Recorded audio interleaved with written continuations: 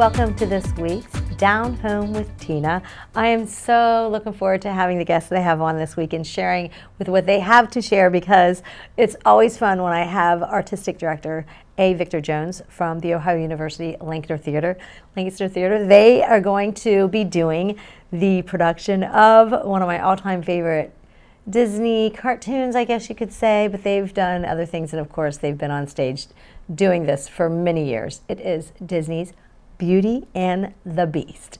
So I'm hoping that you will get the chance to go out and see it, but stick around here because I have not only Victor with me, I'm going to also have a couple of the cast members, and one of them is the Beast himself. Unfortunately, we're not going to have him in costume because we have to save something for you so you can go out to the production, but we also have the wardrobe. You'll know her as she'll share all those details, and also she plays Mrs. Potts. So a lot of fun coming up ahead. You can learn a little bit about what to expect at the upcoming Disney's production, The Beauty and the Beast.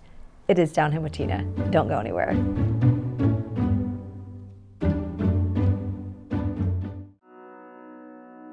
The Frankie Smith Funeral Home and Crematory in Lancaster and the Johnson Smith Funeral Home in Baltimore have a long and wonderful history of serving our community.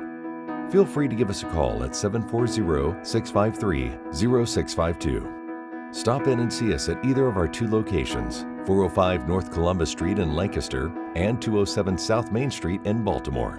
Respect for tradition, regard for change. Dagger Law has more than 110 years of experience in nearly every aspect of the law. When we're not just helping clients, we're helping the community. You'll see us at festivals, sporting events, and around town because we live and work here too. We are your neighbors, and we want to help you when you need it. When we help each other, we're stronger. Our community is stronger. Creating a strong, vibrant, healthy, and safe community is everyone's responsibility, and we take the responsibility seriously.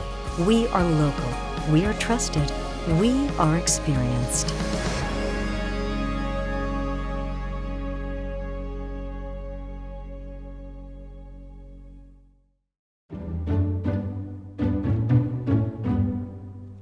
Welcome back to Down Home with Tina. I have A. Victor Jones. He is the Artistic Director of the Ohio University-Lancaster Theater, and we are so excited because every year they do a huge production. And is this the only production, before we get into it, that it is open to the public? Because are all of the other ones that you have at Ohio, community members can audition for the show, yes. Community members, okay, that's what it is. Okay, yes, it's kind of like. But what's really been exciting is that a lot of the Ohio University students from Athens in the theater and musical theater program are involved with this show also.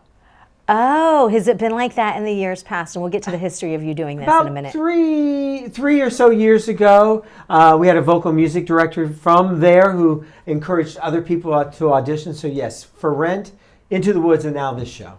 Really? Yeah. I think that's awesome. Now we're going to go back up. We're going to go rewind back to when you first started, because with the production, not with you being at the Ohio University of Lancaster Theater, because it's been quite some time now. Yeah, I know. Several shows. We go back about the same time as doing radio for me, and then and now the TV, of course. But anyways, so the Lancaster Festival, they have not always had a production come from They didn't have a theater production featured at all during the festival. It was probably 2 or 3 years into when I had started there, and I was still adjunct.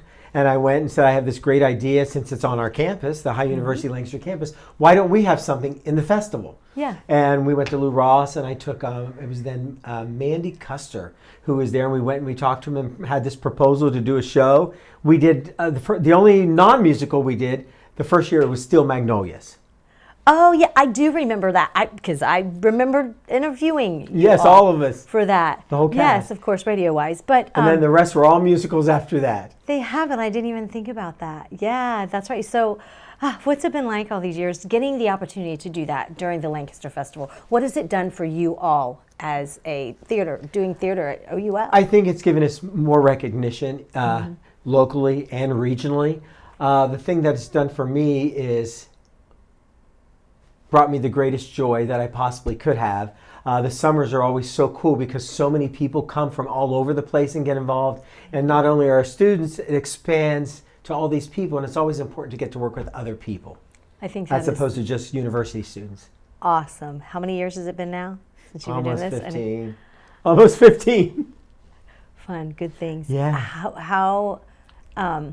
What has been your favorite production as of yet that you've done? Not overall. I'm talking about just for the Lancaster Festival, Okay.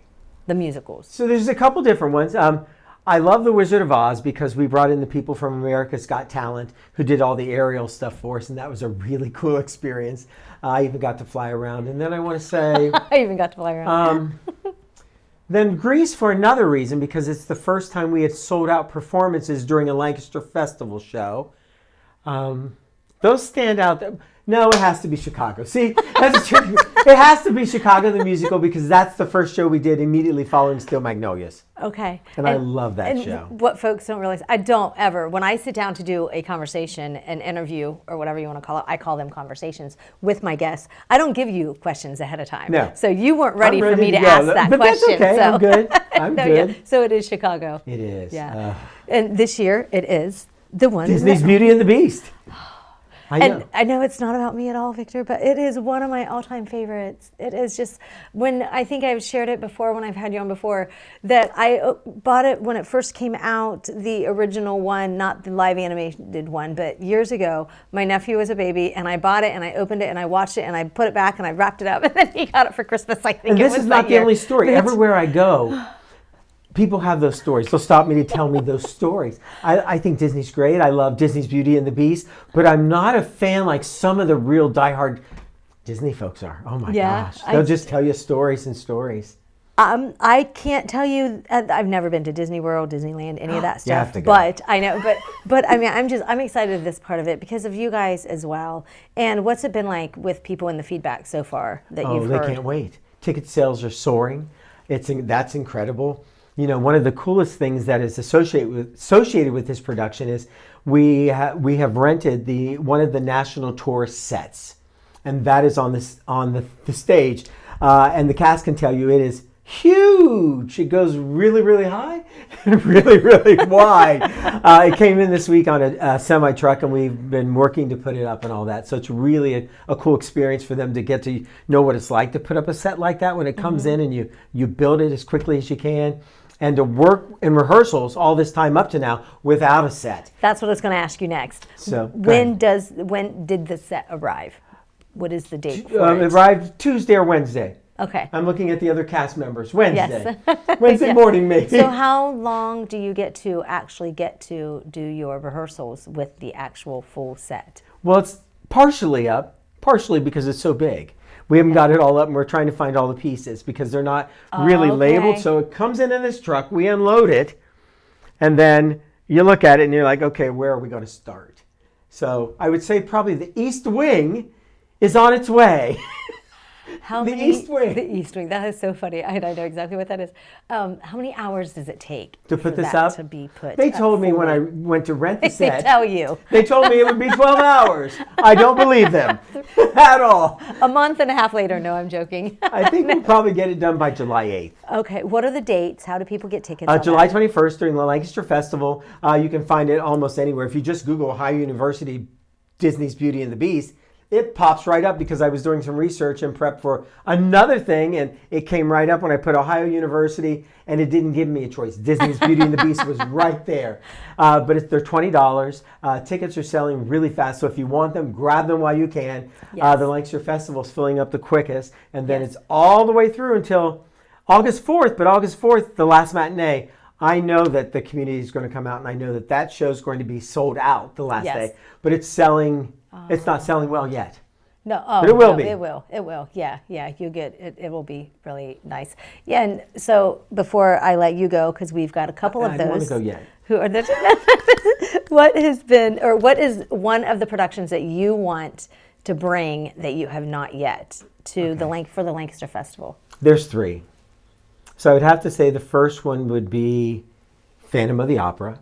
Okay. It's always at the high because it's available now for schools to license. Nice. Then I would have to say after that, Come From Away, which some people may not even know what that is, but it's about the 9/11 attacks Oh, and where wow. people were at the time. It's beautifully, the story is beautifully told based on real characters.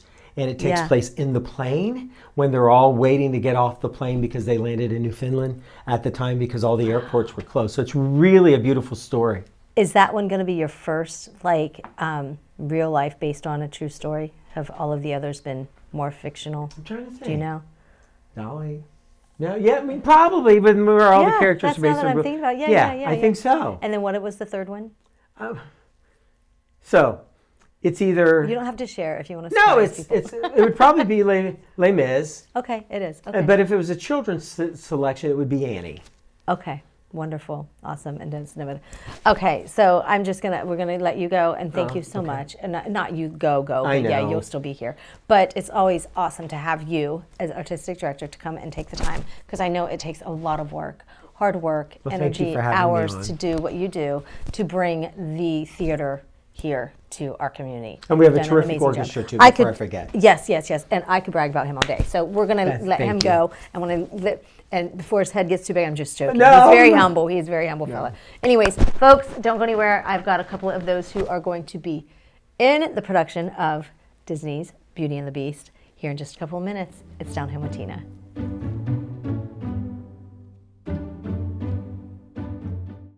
We want everyone to feel comfortable and safe, that you pick up that phone, you make that phone call, and let us just guide you and lead you where you want.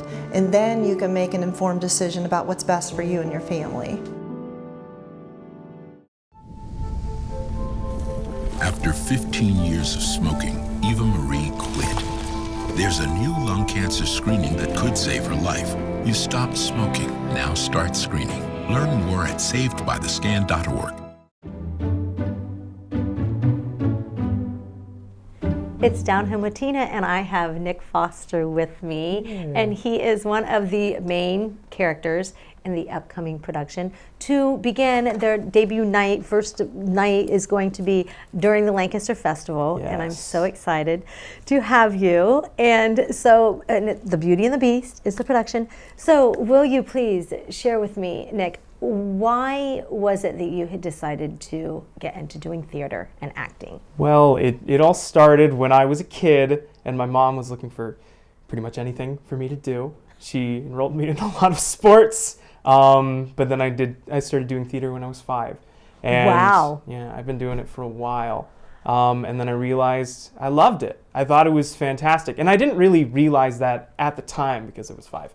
But Right. as I went on and as I did it more, I realized that I really love the craft of acting and theater and musical theater and in all of its forms. What is it about it that you love the most? Is it being on stage? Is it becoming a character and building that character? Because I don't know, some people that have never acted before, you have to build that character, don't you, within yourself? Because it's, in this case, Beast, you have to have a backstory of the Beast and what it is as a, of course, before those who don't know, I don't think I'm giving anything away, he was a prince. Yes, he and was. then he turned into. You have to have a story behind all of what it was to be a prince to even know what it's like to be a bitter old beast. Yeah. You know, right? Yeah. So what is it about it that you love the most? And I know it might be kind of hard to No, have one thing, but I love the process of making character. I go to OU Athens. I study acting. It's what I want to do with my life. And that's a big part of what I study is developing a character, and the process of just going through the text and figuring out why he would say these things in the way that he does, why he says specific things, and developing the backstory, maybe attaching some parts of my own life to that. I've watched a lot of adaptations of Beauty and the Beast, and I've learned that they're all different. They all have different beasts. They all have different problems, and I really want to invoke my own, maybe not invoke my own problems, but I know what you mean. Yeah. I want to invoke my own interpretation. That's my goal. To bring out the best beast that you can bring out in the form of the beast that's going to be on the stage. Yes. This upcoming stage. So yeah, I've never actually even thought about looking at the different adaptations and the different beasts that they have, and kind of seeing, because I think you can pull that out of each actor, what they're actually bringing to the stage. Yeah. You know, there's like through film and through the animated film, through the new live action film. They're all different, and it's very interesting to see how they all take this idea of being trapped, literally within a castle, but also trapped within themselves, and sort of bring out a different emotion, a different feeling through that. I think it's very interesting. And I think it's so cool too, because you have to create all of that backstory to build up those different emotions. Yeah. Is that so? Yeah, I even from scene to scene, I do emotional preparation to invoke how I start the scene, but also I have to be very fluid and understand that things in the scene could change me. The things that other characters say, things that the other actors will be doing, can change how I feel about what's going on, and it'll be different from night to night. Every performance will be something new, and the audience will walk away maybe with a little bit of a different perspective on the character, maybe a different perspective on the story as a whole, which is so cool. Do you happen to have a favorite scene for Beauty and the Beast? I think my favorite scene is, well, am I allowed to spoil it? Is it? I think most people. Yeah, I think most people have seen it. My favorite scene is right before I let Belle go, because that is a whole melting pot of emotion, and I start so high. I start so happy because we just got done dancing, we just had dinner, but then I realize that I've grown as a person, and I have to let her go because her father's in danger. It's a melting pot, and it's so, and I don't know how it's going to go. I don't know how I'm going to react to the fact that she's looking at her father dying in the woods, and what am I going to do? Obviously, the conclusion's already there, but I have to. Yeah. But how does Nick feel about this? And I think that's one of the things in the movie, listen to me, I'm going movie, in the production and this play, is that the way it works is that is somebody who we all, to do that, you have to be very, very strong. Yes. Somebody that you love and have those feelings for, to be able to just say, I gotta let you go. Yeah. I love you so much that I'm going to let you go. Not a lot of people can do that. No, they can't. So, okay, special effects, because we've only got a couple of minutes, and then I want to talk about the costume. Oh, yes. The effects in this show are quite dazzling. There's a lot of fog machines. And my costume. It's very pretty. The mask itself, it's very grotesque. Honestly, I think if you were to look me like face to face, if I was up close, I think it's pretty terrifying. But it's a great looking mask. It's it's beautiful. It's so, from my understanding and talking before we got started, it is a mask that people across the nation for productions of Beauty and the Beast actually rent this mask. So that says a lot about what it is going to be for you and your costume. Can you speak? I know you can't say or quote any lines of the movie, but can you say something in the voice of the Beast? And is that easy to get to doing? It's mostly just like it's the process of getting down here, and it's very forward, because I don't have a very low voice. I have a very high good tenor, though, and it's a lot of diaphragm and going for it. Because if I use too much of my vocal cords, then I won't be able to talk. Ever again. This will be my last production. And that is not what we want at all. No. Oh, Nick, I'm really looking forward to going out and seeing it myself. It's one that I'm definitely not going to miss. And good luck to everything. And your future and your career. Maybe you'll be back here sometime to do another production here in the Lancaster area. And if not, maybe we'll see you somewhere bigger and better. Yeah. All right. This is pretty good. This is pretty good. This is pretty good. This is pretty great. You're loving it. I can see it on your face. Thank you so much. Thank you. Folks, don't go anywhere. I've got another one of the cast members coming up. And unfortunately, it's not Belle, but that's okay because we have got somebody who I can't wait to hear about her costume and the special effects and how that's going to be. It's Down Home with Tina.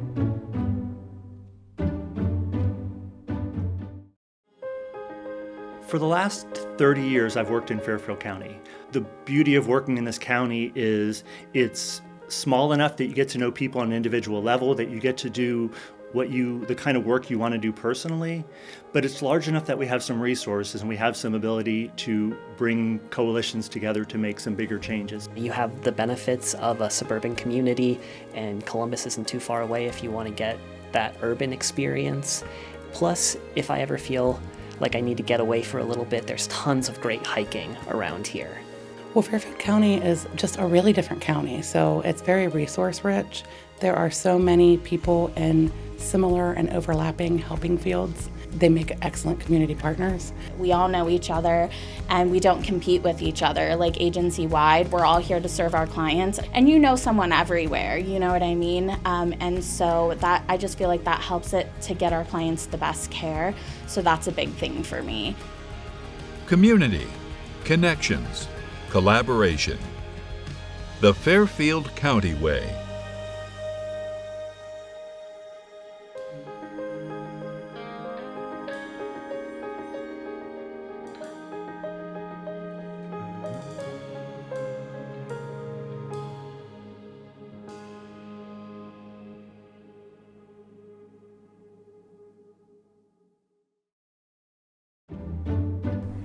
It's Down Home with Tina, and Down Home with Tina is brought to you by these amazing sponsors. And with that being said, I am going to get to my next guest. She is one of the cast members of the upcoming Disney's Beauty and the Beast. They are going to do their debut night at the first performance during the Lancaster Festival, and then that is on July 21st, yes. 21st, so like not the 17th, the 21st. Yes. And then your last performance will take place August 4th, Yes. right? Yep. Yes, August 4th. So, Emily Bartholic, and you are who in the play? I was double cast in this show, so I'm playing both Mrs. Potts and Madame de la Grande Bouche. And I'm sharing both parts with my friend Angela Russell, so it's been really fun. Okay, so when did you start acting? How old were you? I started dance lessons when I was 3, but I didn't actually start theater till college, actually, when I went to OUL, actually. Okay, Yeah. Why was that? Do you know? I was kind of afraid to, so I played sports my whole life, and then I saw a bunch of Jones's productions, and I picked OUL because of the theater program, actually. Really? Yeah, and I was a little scared to join even still, so I sat behind the desk for like 2 years and watched his shows. What was it that was holding you back from it? You said it was fear, but what exactly was it? Learning lines? Was it afraid of becoming vulnerable and becoming somebody else? I think just putting yourself out there is scary, being on stage and everyone watching you and, I don't know, thinking that you're not doing a good job, but I decided I'd rather just do what makes me happy, so I ended up joining the theater program. So How many productions have you been in? this is my 14th production. Oh my goodness, that was like, wow. Nice, yes. What can you talk about with the artistic director, Victor Jones? He's incredible. I might get a little teary-eyed talking about it, but he's the best. He's genuinely changed my life. Oh no. He's amazing. Yeah. The job I have now is because of him. I'm a social media manager, and I helped him with social media for the longest time. So I've learned a lot of things besides theater with him. So it's been a really great past 8 years with him. So Nice, nice. Did you know you wanted to audition for this production when it came out? Yeah, the past couple of years, every time he's announced a show, I'm gonna audition. It's like I'm there. Yeah, but I was really excited about this one. Have you since then graduated from?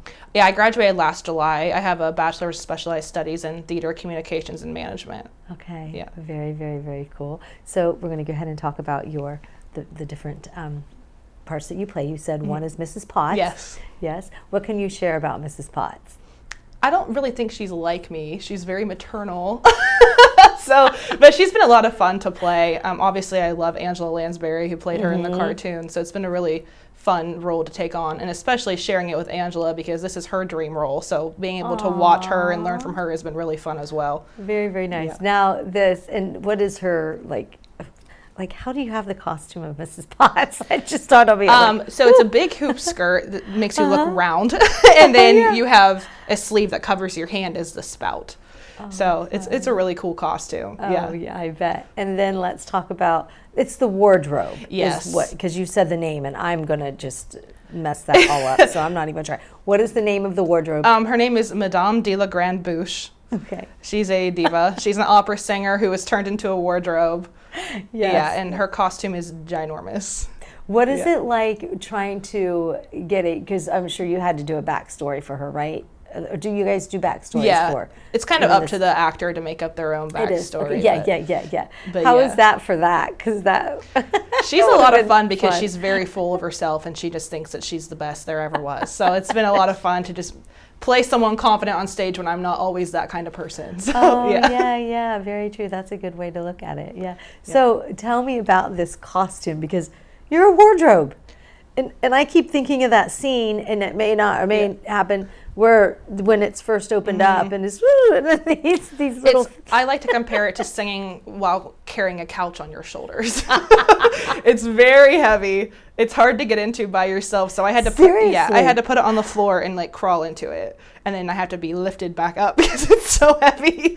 But it's really cool. Yeah. That is crazy. Yeah. Yeah. So do you giggle when you're crawling into the costume? I'd be giggling every time. I'm like, it's so funny. And I share it with Angela, and she's a lot shorter than me, and so she has like T-Rex arms out the side because our arms are too short for it. It's great. What do you do? 1, 2, 3. Okay, up everybody. Here we go. Up. Yeah, it's really a really cool costume though, and the drawers open, and it's really cool. Very, very neat. What are some of the special effects that you can share about the production? We have a lot of cool surprises in the set. The set is incredible. It's huge. We have fog machines. The lighting is going to be beautiful. You just have to come to the show and see the rest. Compared to the other 13 that you've been, what it makes this one different and unique, do you think? I think the cast is getting along really well. We usually do, but I think the bond this time has been really cool. Getting to meet a lot of new people from Athens or from other community theaters has been a really cool experience. Very, very Plus nice. It's Disney, so Disney's always different and great. So. Oh yeah, definitely. Okay, so you have the dates. Do you know the dates? It's July 21st, July 28th, and then August 2nd through the 4th. Okay, and then you have the and for sure they're only doing one. I just want to remind folks, 'cause I remember that Victor said this, that they're only doing one during the Lancaster Festival, and it is the 2 o'clock, right? And then I believe there are 2 showings on the 3rd of August, 2 and 7. Okay, and all they have to do is just go on to the website or go Facebook.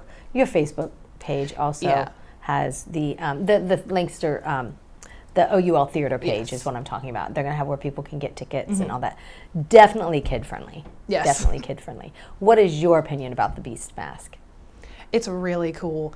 Jones had us all stand on stage when he came out, and he surprised us with it, and everyone was a little scared. It's really cool. It was really cool. Can you really fall in love with that Beast? I don't think I could.